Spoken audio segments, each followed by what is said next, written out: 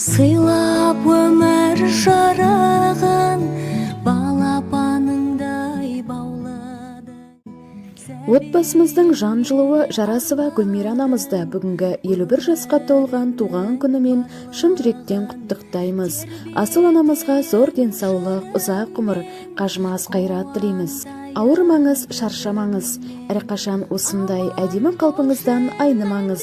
Әр күніңіз арайлы қуанышқа толы болсын.